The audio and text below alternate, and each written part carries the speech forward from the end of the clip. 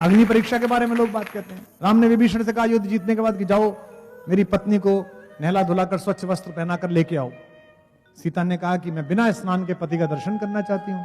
विभीषण ने कहा कि प्रभु ने तो आज्ञा दी है कि आप स्नान कर लें और कपड़े पहन लें। नए कपड़े दे दिए गए, पालकी मंगवा दी गई, सीता पहुंची। जब सीता को उन्होंने देखा तो उनका मुख म्लान हो गया। अब आप समझेंगे कि इतने लंबे समय के बाद राम मिले तो म्लान के मुख हो गया।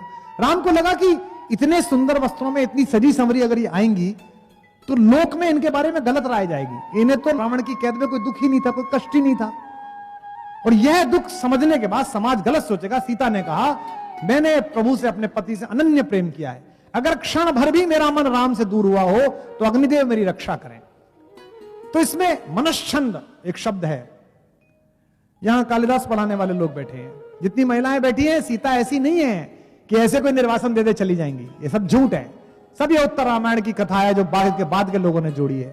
सीता का तो दर्प इतना बड़ा है, सीता का स्वाभिमान इतना बड़ा है कि कालिदास ने रघुवंशम में जब सीता को जंगल में छोड़ा, लक्ष्मण से कहा कि बेटा इसे छोड़ के आओ, इस कहानी को बनाया उन्होंने। तो सीता से लक्ष्मण ने पूछा, बहुत देर तो खड़े रहे भाभी के सामने, फिर डरे रहे, पूछूं डांट तो नहीं देंगी। फिर लक्ष्मण ने पूछा कि मां मेरे लिए कुछ आज्ञा है।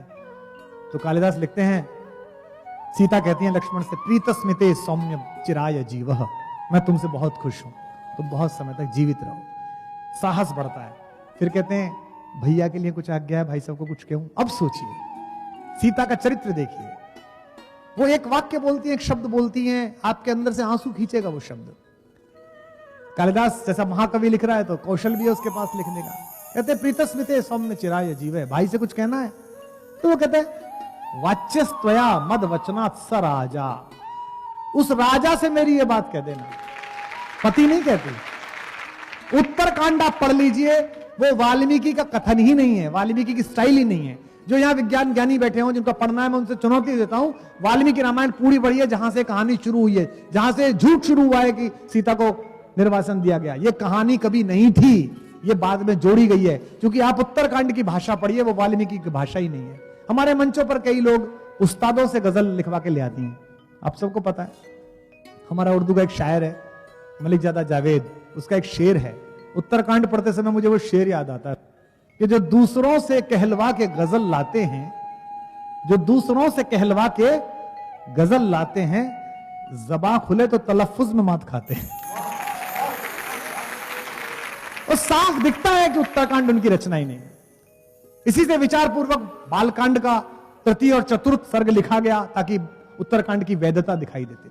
तो आज के बाद इस सभा में आपसे कोई भी पूछे कि सीता का निर्वासन हुआ, तो उससे कहना कि भाई सीता का कभी निर्वासन नहीं हुआ, क्योंकि वाल्मीकि उस समय जीवित थे जब ये कहानी लिखी।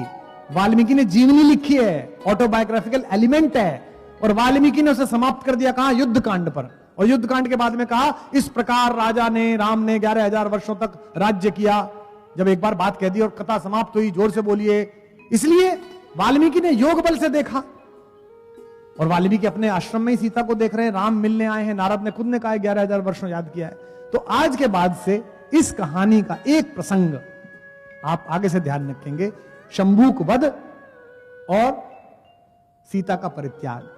ये दो कहानी राम को दलित विरोधी दिखाने के लिए, आदिवासियों का विरोधी दिखाने के लिए, और राम को स्त्री विरोधी दिखाने के लिए।